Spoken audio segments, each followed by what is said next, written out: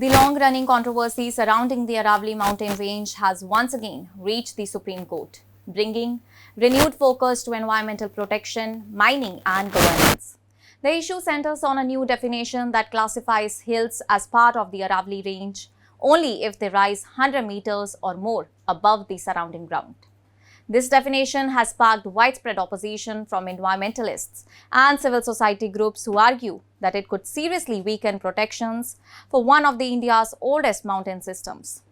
Taking suo motu cognizance of the matter, the Supreme Court has decided to hear the issue during the vacation period. A vacation bench headed by Chief Justice Suryakant, along with Justices J.K. Maheshwari and Augustine George Massey, will hear the case on Monday, that is tomorrow. The matter is listed as the fifth case in the Chief Justice Vacation Court, and there is significant anticipation that the hearing could result in fresh directives for both the central and state governments. Notably, the Aravalli Hills stretch across several districts of Rajasthan, forming a critical ecological barrier that extends into Haryana, Delhi and the NCR. The dispute traces back to November 20, 2025, when the Supreme Court accepted recommendations made by a committee of the Union Ministry of Environment, Forest and Climate Change. The committee suggested that only hills with a height of 100 meters or more should be officially recognized as part of the Aravalli range. Until then, the Aravallis had enjoyed extensive protection under landmark judgments in the Godavarman and the MC Mehta cases dating back to 1985. Following this decision, protests erupted across Rajasthan, Haryana and Delhi NCR. Environmental activists warned that the new definition could lead to an ecological disaster by opening large parts of the Aravallis to mining and construction. Opposition leaders also questioned the central government's intent, accusing it of diluting long-standing environmental safeguards.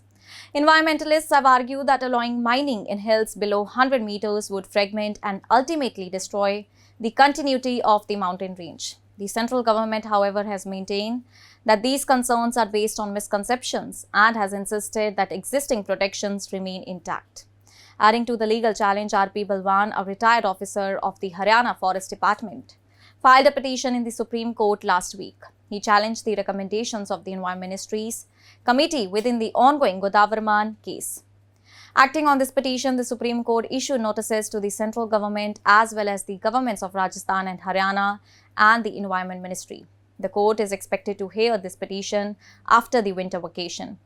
As the controversy intensified, the central government moved to reassure critics by imposing a moratorium on new mining leases in the Aravalli range. On December 24, the Union Ministry of Environment, Forest and Climate Change issued a statement clarifying that no new mining leases would be granted anywhere in the Aravallis.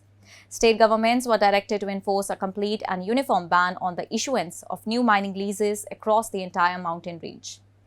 According to the ministry's written statement, the objective of the order is to protect the Aravallis as a continuous geological chain, particularly in sensitive areas extending into the NCR, and to put an end to unregulated mining activities. With the Supreme Court now actively seized of the matter, once again, all the eyes are on the upcoming hearing, which could play a decisive role in shaping the future of the Aravalli mountain range and the balance between development and environmental conservation.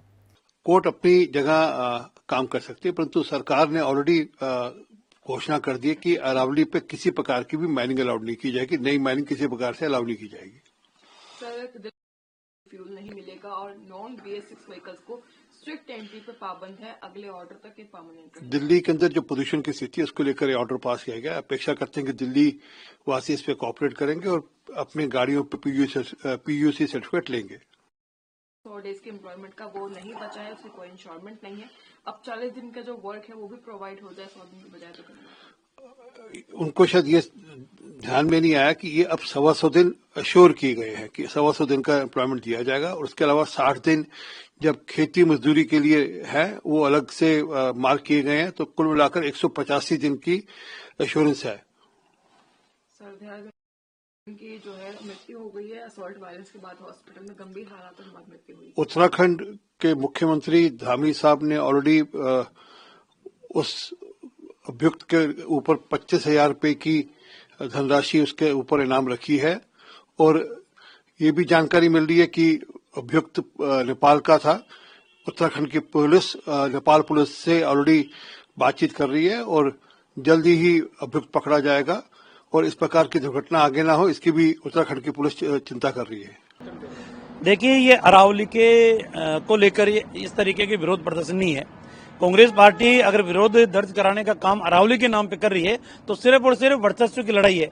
कल सचिन पायलट ने जयपुर के अंदर कार्यक्रम किया, आज डोटासरा और जूली अलवर के अंदर कार्यक्रम कर रहे हैं।